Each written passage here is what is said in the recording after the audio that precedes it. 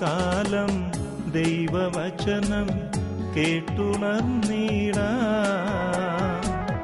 തിന്മ വെടിയ നന്മ നിറയും മനമുയർത്തിടാ.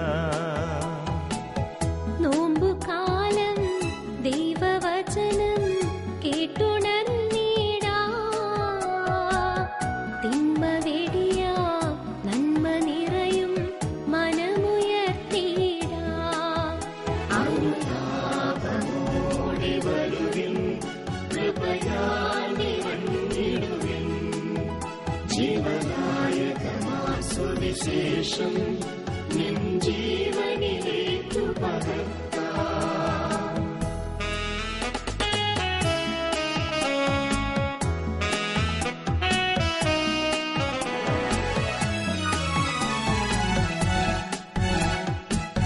ദൈവരാജ്യം ഭൂവിലുയർത്താൻ സ്നേഹമോടണയാ.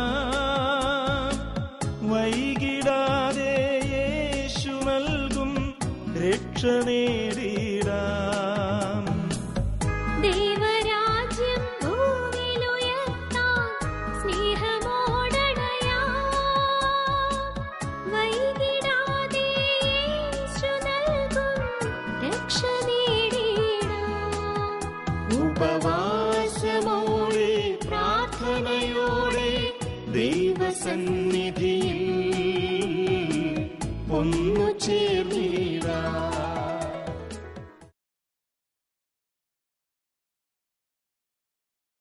മിശിഹായിൽ ഏറ്റവും സ്നേഹിക്കപ്പെട്ടവരെ, ക്രൈസ്തവ സമൂഹം നോമ്പുകാലത്തിലൂടെ കടന്നു പോവുകയാണല്ലോ. ഈശോയുടെ സഹന ജീവിതത്തോട് ചേർന്ന് നിൽക്കുവാനുള്ള വലിയ ഒരു ഉദ്യമമാണ് നമ്മളെല്ലാവരും ഈ കാലഘട്ടത്തിൽ നടത്തിക്കൊണ്ടിരിക്കുന്നത്.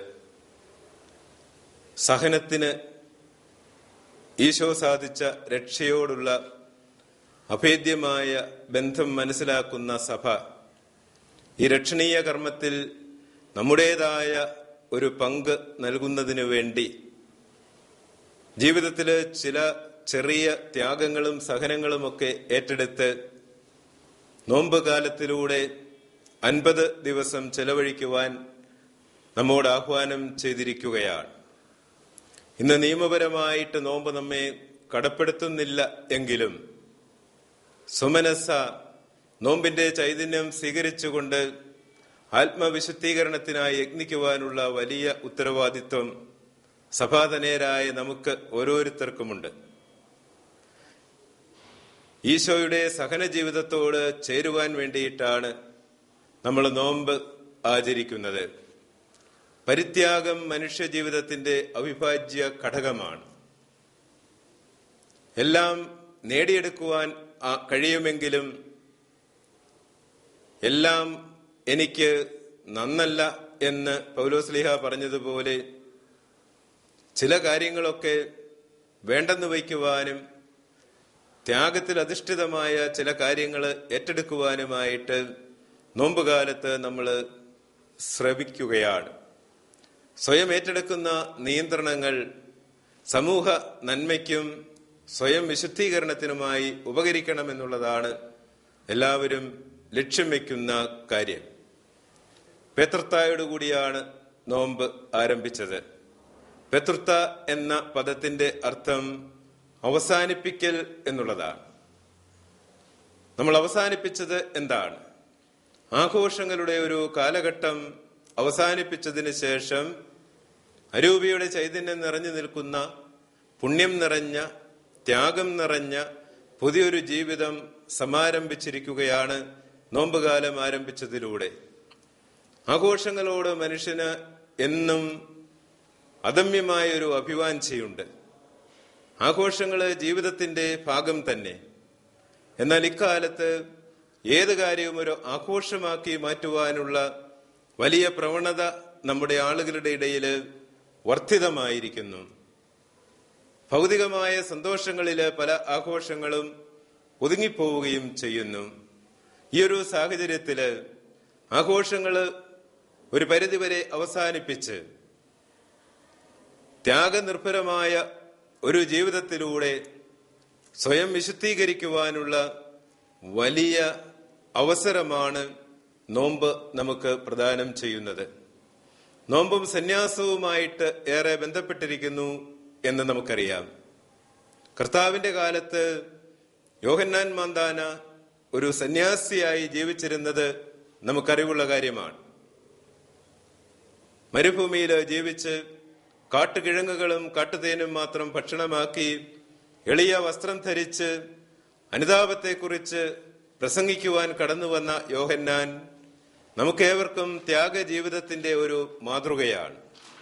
കർത്താവിന് മുന്നോടിയായി നീങ്ങുവാനുള്ളവൻ ഇത്ര വലിയൊരു ത്യാഗജീവിതം നയിച്ചു എങ്കില് കർത്താവിന് പിന്നെ ചെല്ലുന്ന നമുക്കും ഈ ത്യാഗജീവിതം നല്ലൊരു പരിധിവരെ സ്വീകാര്യമായിരിക്കണം.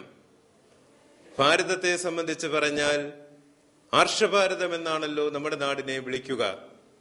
സന്യാസത്തിന്റെ വലിയ ചൈതന്യം എല്ലാ രംഗങ്ങളിലും കണ്ടെത്തുവാനും നമ്മുടെ സംസ്കാരത്തിന്റെ ഭാഗമായി അത് നിലനിൽക്കുന്നു എന്ന് അറിയുവാനും നമുക്ക് ആകുന്നുണ്ട്. ഭാരതത്തിൽ എവിടെ ചെന്ന് നോക്കിയാലും സന്യസ്തരെ നമുക്ക് കാണുവാനായിട്ട് കഴിയും. പല വിധത്തില് ദൈവത്തോട് ചേർന്ന് നിൽക്കുവാൻ ശ്രമിക്കുന്ന ഒരു വലിയ ജനതയുടെ നീണ്ട നിരയാണ് സന്യാസികൾ എന്ന് നമുക്കറിയാം. സന്യാസത്തിന്റെ നാടാണ് നമ്മുടേത് എന്നതുകൊണ്ട് തന്നെ സന്യാസ ഉചിതമായ ജീവിതം നയിക്കുന്നത് നമ്മുടെ രാഷ്ട്രത്തിന്റെ സംസ്കാരത്തോടും ചേർന്ന് പോകുന്ന കാര്യമാണ്. ചുരുക്കി പറഞ്ഞാല് ഈശോ നമ്മുടെ ഹൃദയങ്ങളിൽ നിക്ഷേപിച്ചിരിക്കുന്ന സന്യാസ അർപ്പിത ജീവിത ചൈതന്യം ഏതൊരു മനുഷ്യനും സമൂഹ നന്മയ്ക്കായി സ്വയം നീക്കിവയ്ക്കണമെങ്കിൽ അവശ്യം ഏറ്റെടുക്കേണ്ട കാര്യമാണ് എന്ന് സിദ്ധിക്കുന്നു. സഭയെ സംബന്ധിച്ചിടത്തോളം സന്യാസം എക്കാലത്തും നിലനിന്നിരുന്നതാണ്. സഭയിലെ മതപീഡനം അവസാനിച്ച കാലഘട്ടത്തിൽ തന്നെയാണ് സന്യാസ ജീവിതത്തിന് പ്രസക്തി ഏറിയത്. രക്തസാക്ഷികൾ തങ്ങളുടെ ജീവൻ ബലി കൊടുത്ത് കർത്താവിനോട് ചേർന്നു, കർത്താവിന്റെ ജീവിത ബലിയോട് ചേർന്നു. അതിന് അവസരമില്ലെന്ന് വന്നപ്പോൾ ഈശോയിൽ വിശ്വസിക്കുന്ന ആളുകൾ കണ്ടെത്തിയ മാർഗമാണ് സ്വയനിഗ്രഹത്തിലൂടെ, എന്ന് വെച്ചാൽ നോമ്പും ഉപവാസവും ഒക്കെ ഏറ്റെടുത്ത് അനുഷ്ഠിച്ചുകൊണ്ട് കർത്താവിന്റെ ജീവിതത്തോട് തങ്ങളുടെ ജീവിതത്തെ തുല്യതയുള്ളതാക്കി തീർക്കുക എന്നുള്ളത്. അതിനു വേണ്ടിയിട്ടാണ് ഭക്ഷണപാനീയങ്ങള് വേണ്ടെന്ന് വയ്ക്കുന്നത്. ചെറിയ ചെറിയ ത്യാഗപ്രവർത്തികള്, ശരീരത്തിന് വേദനയുളവാക്കുന്ന, അസ്വസ്ഥത ഉളവാക്കുന്ന പല കാര്യങ്ങളും സ്വയം ഏറ്റെടുത്ത് തങ്ങളുടെ ജീവിതത്തെ വിശുദ്ധിയുള്ളതും ദൈവത്തിന് സ്വീകാര്യമായതുമാക്കി തീർക്കുവാൻ അവര് ശ്രമിക്കുന്നത്. വിശുദ്ധ ഗ്രന്ഥത്തില് മൂശ 40 ദിവസം പ്രാർത്ഥിച്ചതിന് ശേഷമാണ് 10 കൽപ്പനകള് വാങ്ങിക്കുവാനായി സീല മലമുകളിലേക്ക് കയറുന്നത്. ഈശോ തന്റെ പരസ്യ ജീവിതത്തിന് മുമ്പായി 40 ദിവസം വിജനതയില് പ്രാർത്ഥിച്ച് ഉപവസിച്ച് ഒരുങ്ങിയതായിട്ട് നമ്മൾ കാണുന്നു. ദൈവത്തിങ്കിലേക്കുള്ള യാത്രയുടെ അവശ്യ ഒരുക്കമാണ് നോമ്പും ഉപവാസവും. ഈ ലോകത്തില് ജീവിച്ചതിന് ശേഷം കർത്താവിന്റെ സന്നിധിയിലേക്ക് കടന്നു ചെല്ലേണ്ടവരായ എല്ലാ മനുഷ്യ വ്യക്തികളെയും സംബന്ധിച്ചിടത്തോളം നോമ്പിലൂടെയും ഉപവാസത്തിലൂടെയും സ്വയം ഒരുങ്ങി അവിടുത്തോട് ഇപ്പോൾ തന്നെ അടുക്കുവാനായിട്ട് സാധിക്കേണ്ടതുണ്ട്. നമ്മുടെ സഭയുടെ ചരിത്രം പറഞ്ഞാൽ മർത്തോമ ക്രിസ്ത്യാനികൾക്ക് നോമ്പും ഉപവാസവും ദൈവത്തിങ്കിലേക്കുള്ള യാത്രയുടെ അടയാളമായിരുന്നു. അതുകൊണ്ടാണ് ആണ്ടുവട്ടത്തില് ബഹുഭൂരിപക്ഷം ദിനങ്ങളും നോമ്പിന്റെയും ഉപവാസത്തിന്റെയും നല്ല ദിനങ്ങളായി അവര് ആചരിച്ചിരുന്നത്. നോമ്പ് ഉപവാസം ഇവ ആചരിക്കുന്നത് ഒരിക്കലും അവരുടെ മനസ്സിനെ ഭാരപ്പെടുത്തുന്ന കാര്യമായിരുന്നില്ല. നോമ്പും ഉപവാസവും അനുഷ്ഠിക്കും തോറും ആത്മീയമായ സന്തോഷം അനുഭവിക്കുവാൻ കഴിയുന്ന ഒരു ജനതയുടെ പിന്തുടർച്ചക്കാരാണ് നമ്മളെന്ന് നമുക്ക് മറക്കാതിരിക്കാം. നോമ്പ് ആചരിക്കുന്നത് ഭക്ഷണപാനീയങ്ങളിലുള്ള കുറവ് വരുത്തല് മാത്രമല്ല, നമ്മെ തന്നെ നിയന്ത്രിക്കുന്ന കാര്യങ്ങൾ ഏറ്റെടുക്കുന്നതും നോമ്പിന്റെ വലിയ ഭാഗമാണ്. നമ്മുടെ പ്രവണതകൾ, പ്രത്യേകിച്ച് തിന്മയിലേക്ക് നമ്മെ നയിക്കുവാൻ ഇടയുള്ള പ്രവണതകളെല്ലാം മാറ്റിവെക്കുവാനും അതിനെ അതിജീവിക്കുവാനുമുള്ള വലിയ പരിശ്രമം നടക്കേണ്ട കാലമാണ് നോമ്പുകാലം. നമ്മുടെ ദുഷ്തഴക്കങ്ങളിൽ നിന്ന് അവയെ കണ്ടെത്തി അവയെ ഉന്മൂലനം ചെയ്യുവാനുള്ള വലിയ ചുമതലയും ഈ നോമ്പിന്റെ കാലത്ത് നമ്മൾ ഏറ്റെടുക്കേണ്ടതായിട്ടുണ്ട്. നമ്മുടെ സംസാര രീതികളിൽ വരുന്ന വൈകല്യങ്ങളെ പാടെ വിഭാടനം ചെയ്യുവാനുള്ള അത്യുത്സാഹവും നോമ്പിനോട് നമ്മൾ ചേർത്ത് വയ്ക്കുമ്പോൾ തീർച്ചയായും നമ്മുടെ ജീവിത പരിവർത്തനം ഈ നോമ്പാചരണത്തിലൂടെ സംജാതമാകാതെ ഇരിക്കുകയില്ല. ദാനധർമ്മം നോമ്പിന്റെ പ്രത്യേകതയാണ്. ദരിദ്രരോടുള്ള പക്ഷം ചേരലാണല്ലോ ദാനധർമ്മം. ദാനം ചെയ്യുന്നതെല്ലാം സ്വർഗത്തിലേക്ക് കൊടുത്തുവിടുന്ന സമ്മാനമാണ് എന്ന് സഭാപിതാക്കന്മാര് പറയുന്നു. അതുപോലെ തന്നെ വിശുദ്ധ അഗസ്തീനോസ് പറയുന്നു, ഭൂമിയിൽ ഇരുന്നു കൊണ്ട് തന്നെ നാം സ്വർഗം പണിയുന്ന വിധമാണത്. അടുത്തു നിൽക്കുന്ന ആളുകൾക്കുള്ള അപര്യാപ്തതകളും പോരായ്മകളും വിഷമതകളുമെല്ലാം കണ്ട് അവർക്ക് നമ്മാൽ എന്ത് ചെയ്തു കൊടുക്കുവാൻ കഴിയുമോ അതെല്ലാം ചെയ്തു കൊടുക്കുവാനുള്ള വലിയ സന്നദ്ധത ഈ നോമ്പിന്റെ ഭാഗമായിരിക്കണം.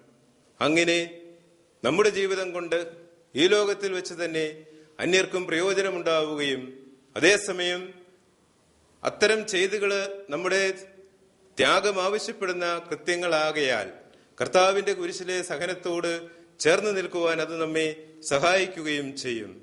വിശുദ്ധ കുർബാനയിൽ നമ്മൾ അനുസ്മരിക്കുന്നത് പോലെ യഥാർത്ഥമായ പ്രാർത്ഥനാ ചൈതന്യവും ആത്മപരിത്യാഗവും സഹോദര സ്നേഹവും പുലർത്തിക്കൊണ്ട് ആണ് ഈ നോമ്പുകാലം നമ്മൾ ഫലദായകമാക്കേണ്ടത്. എല്ലാവർക്കും അനുഗ്രഹദായകമായ ഒരു നോമ്പുകാലം ആശംസിക്കുന്നു. ദൈവം നിങ്ങളെ അനുഗ്രഹിക്കട്ടെ. ആമേൻ. നോമ്പുകാലം ദൈവവചനം കേട്ടുണർന്നിടാം.